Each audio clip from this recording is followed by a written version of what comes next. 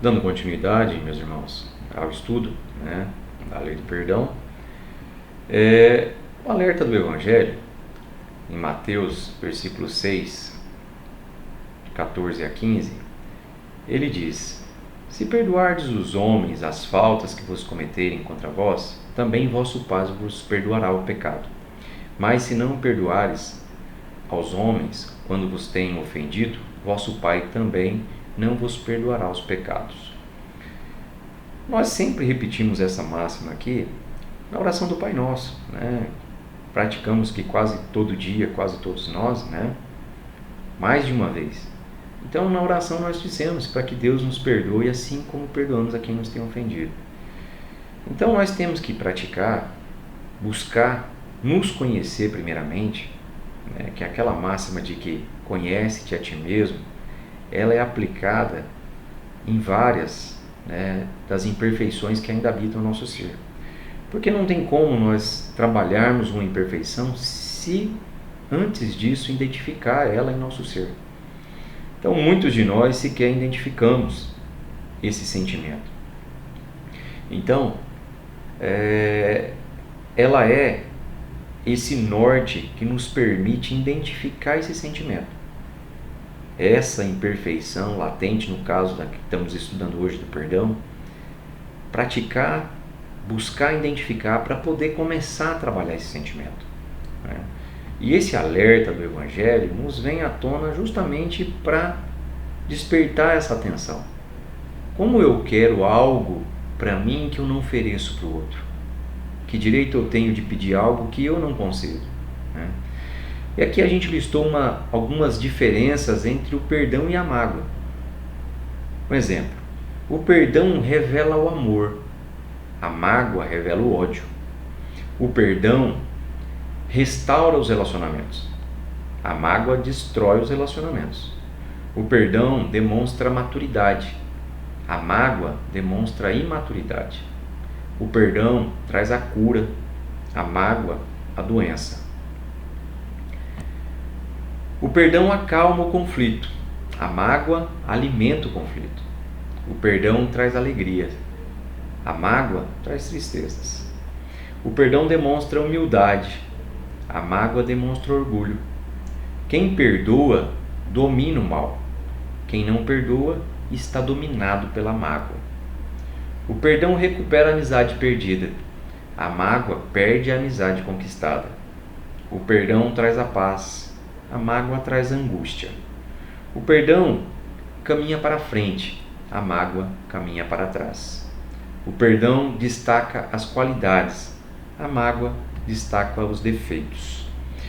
Nesse resumo percebemos e podemos identificar como realmente essa relação, muitos de nós, todos nós praticamente, identificamos isso na nossa vida, né?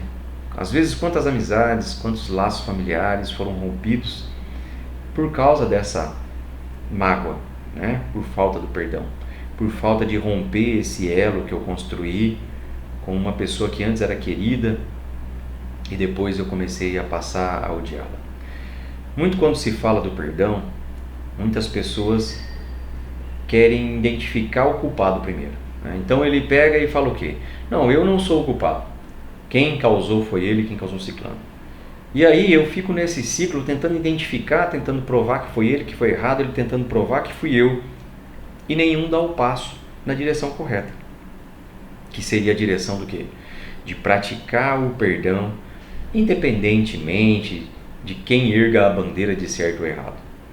Colocar-se nessa posição de humildade e levar o perdão, o encerramento dessa mágoa no nosso coração. Quando nós damos o perdão ao outro, o que mais ganha somos nós. Porque é nós que conseguimos romper esse elo, né, em que às vezes nos arrastamos anos e anos devido ao alimento desse ressentimento e dessa mágoa. Kardec nos esclarece, né, que quando erramos passamos por 3 fases, né? Primeira fase, a do arrependimento, a conscientização do erro, né? Que também é uma conquista, muitas pessoas nem sequer conseguem identificar que erraram. A segunda fase é a expiação, Quando você identifica que você erra, né, você sofre, né, que seria a expiação, o sofrimento. E na terceira fase seria a reparação, reparar o mal com o bem, né? Esse esclarecimento a gente encontra no Livro dos Espíritos, na quarta parte. Então, o que é interessante é que, como a lei divina, né, ela não falha, né, e a justiça divina também, então, quando nós erramos, buscamos o arrependimento, a expiação e a reparação, é a receita, né, que precisamos praticar, a sequência que precisamos praticar para eliminar aquele mal da nossa vida, né? Não basta simplesmente eu me arrepender e pronto, acabou. Eu preciso expiar aquilo, preciso também demonstrar que eu realmente aprendi. Uma coisa é eu falar da boca para fora, outra coisa é eu praticar, vivenciar esse arrependimento e essa mudança. Então Pedro pergunta para Jesus, né, de quantas vezes ele deveria perdoar o irmão dele quando o irmão dele pecasse contra ele. E Jesus responde, não 7 vezes, mas 70 vezes 7.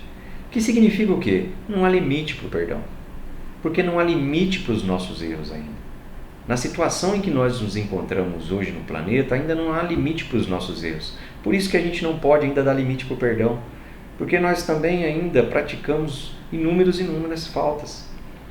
Então, como nós precisamos de vários perdões, nós vamos precisar praticar vários perdões, né? Então, a atitude diante de uma ofensa, né? Jesus se contra vós pecou vosso irmão, ide fazer-lhe sentir a sua falta em particular, a sós com ele. Por que Jesus diz isso? Porque baseado no, né, é o que eu disse anteriormente, é você não usar do perdão como uma vara, não usar do perdão como um instrumento para fazer o outro sofrer.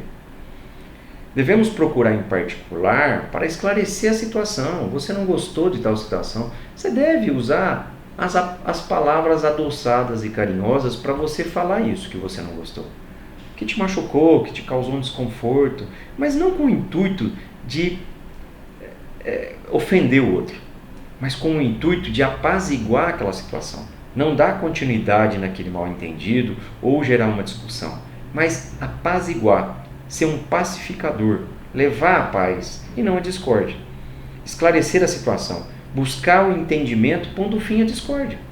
Esse é o intuito. E na maioria das vezes, o que nós fazemos? Nós vamos para cima com pau e pedra na mão, querendo tirar satisfação, falar mais alto, gritar, ofender. E aí o que acontece? Em vez de você apaziguar e levar a concórdia, você leva a discórdia, aumenta, inflama a situação, né? E às vezes uma coisinha de nada vira uma enorme discussão que perpetua por vários e vários anos, quando não por vidas, né?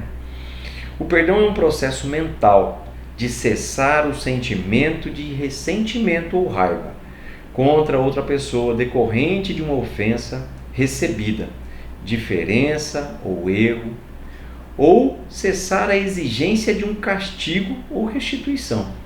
Muitos de nós, né, queremos o quê? Que esse perdão seja à custa disso, que a pessoa seja castigada, que ela sofra, né? O uso da vara, como eu disse anteriormente, né? O perdão é normalmente concedido sem querer expectativa de compensação e pode ocorrer sem que o perdoado tome conhecimento. Porque às vezes você tem uma situação de discórdia, de desavença com alguém que realmente você não, naquele momento de sangue quente, você não pode se aproximar da pessoa. E você já se sente arrependido, já não quer mais alimentar aquela situação e você quer pôr um ponto final. Só que como você não pode se aproximar ainda por causa dos ares ainda que estão muito tensos, o que nós podemos fazer? Podemos fazer uma prece, né?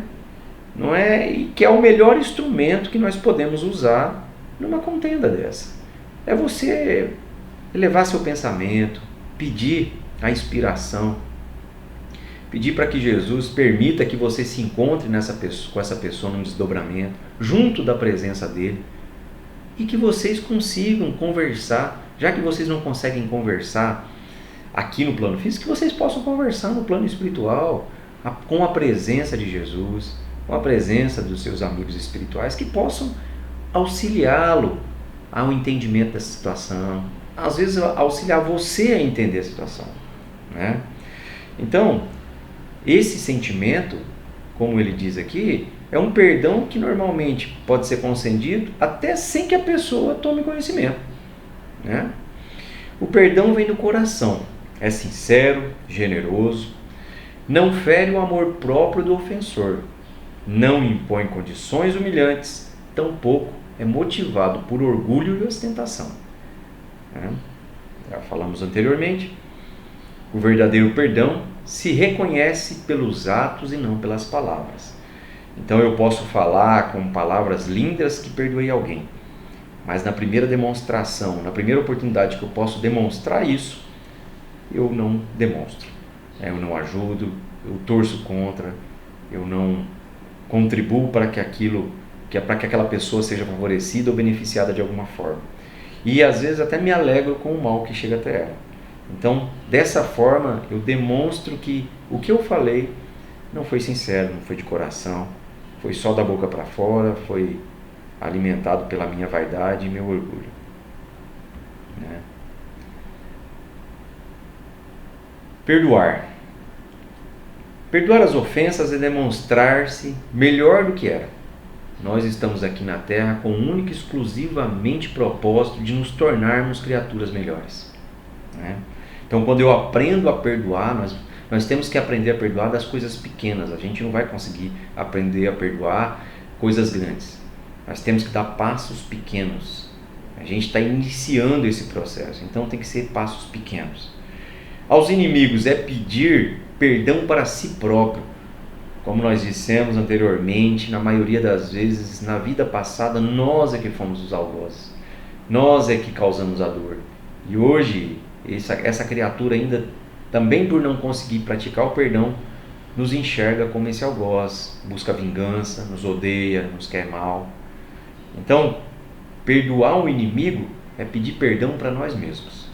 Aos amigos é dar a prova de amizade, né?